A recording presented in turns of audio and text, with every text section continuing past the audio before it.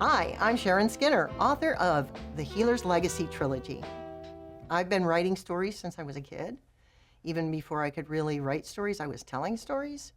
So it's just been kind of who I am. And what are some of the stories that you would tell as a child? Well, I was really into aliens and dragons and heroes and all of the things. So I was into magic and all of the, I don't know, I was always a spec fic kid. So I guess I guess that really is why I write speculative fiction, why it's where my heart is fantasy, science fiction, paranormal, that sort of thing.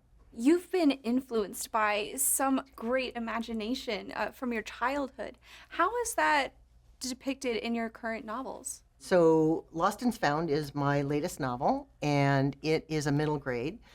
And it's basically a mashup of Oliver Twist, Peter Pan, and steampunk.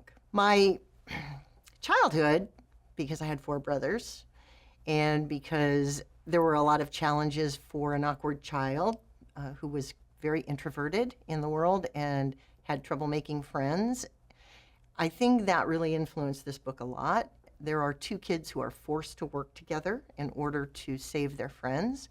And that forcing of togetherness, I think, reminds me of my childhood. There were 6 kids in my family, and togetherness was a thing that it felt forced very often. We love each other.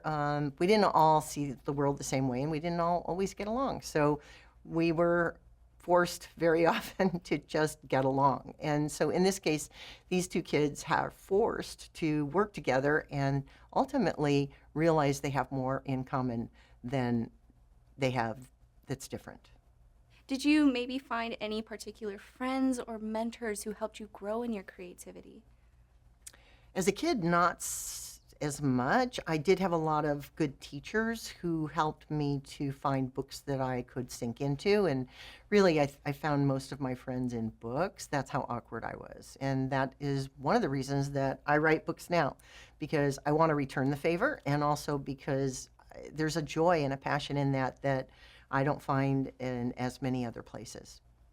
What were some of the books that you read as a child, and who were some of the characters you deemed as your friends? Well, my absolute very first favorite book in the world was Harold and the Purple Crayon. And I think that Harold has influenced me incredibly throughout my life, because Harold took a crayon, and you may be too young to remember Harold, I don't know. Harold's still in the world, but he's a classic. And Harold took this crayon and he would draw on the walls, and everything that he drew would happen. He would draw mountains, and then there would be mountains, and all of these things. And so that creativity that Harold embraced with his purple crayon has been a real influence for me, I think, in all my creativity, because he could just make whatever he wanted happen. He could just draw something and it would come true, or it would come to life, and he embraced that. Of course, The Hobbit and The Lord of the Rings was very influential, as was The Island of the Blue Dolphins. There was something just incredible about seeing a female hero in a middle grade book back when I was a kid. Didn't happen very often. And then I got into science fiction, probably because my brother was reading it. My older brother was reading a lot of science fiction. And so the idea of exploring all these realms and the social political ramifications of what if, and what if has become a mantra for me in my creativity. When did you first really start picking up your own purple crayon and writing, and actually writing stories you could share versus I'm just gonna try out writing? 4th grade. I distinctly remember that it was 4th grade. I spent a lot of time writing and illustrating my own stories in 4th grade. We had this paper that was about this wide, and it was about this big, and it had these big lines on it with the little dotted lines, and you're supposed to learn cursive. I would write on every line, including the dotted line. So I would write really tiny, so I could write these really expansive stories in just a few sheets of paper, and then I could illustrate them right on the paper. And that's where it really took off for me, for the writing and creating. So Sharon, how has your writing impacted your fans? Well, I like to think that it's given them a gift. I believe that books give us a gift in the world, books are a way to explore things that maybe dangerous things that we don't want to have to explore. I've actually had people let me know that my books have been very cathartic for them. I once got an email from someone who said that she had just finished my book and looked around and realized that the world had gone on without her while she was absorbed in this book and having this incredible experience. I've had librarians email me that I've made them stay up all night, or people who have been late to work because they were so involved and so engaged in the book. And that is a joyful thing for me, because part of what I want is for them to be able to sink into the story like I like to sink into a story. So Sharon, how do you prepare yourself to be able to achieve your goal with your writing? What type of writing environment do you place yourself in?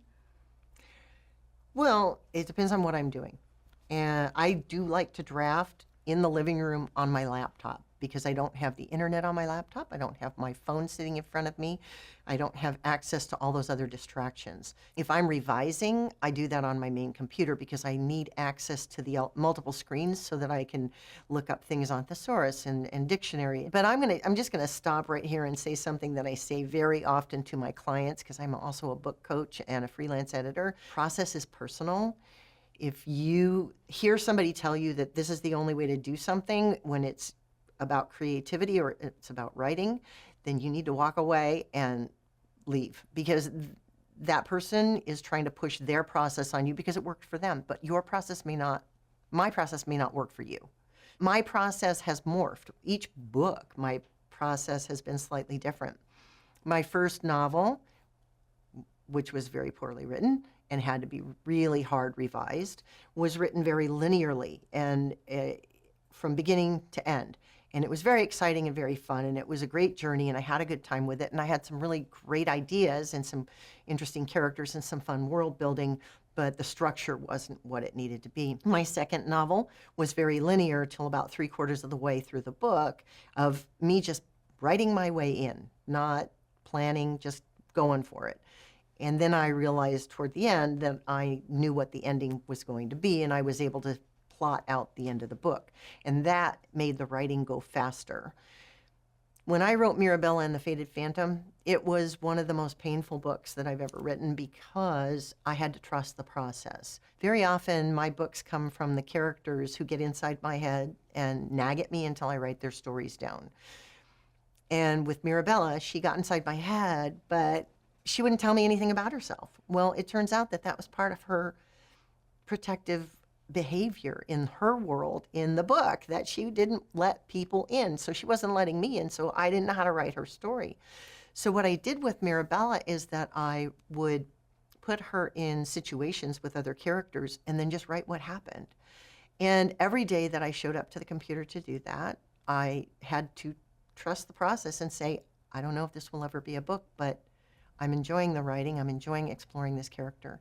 And I would write a scene, and it would be fun, and it would be great, and then I would go on my merry way. And then one day I woke up and I went, oh my gosh, I know what this story is. And I was able to take almost every single one of those scenes and string them together.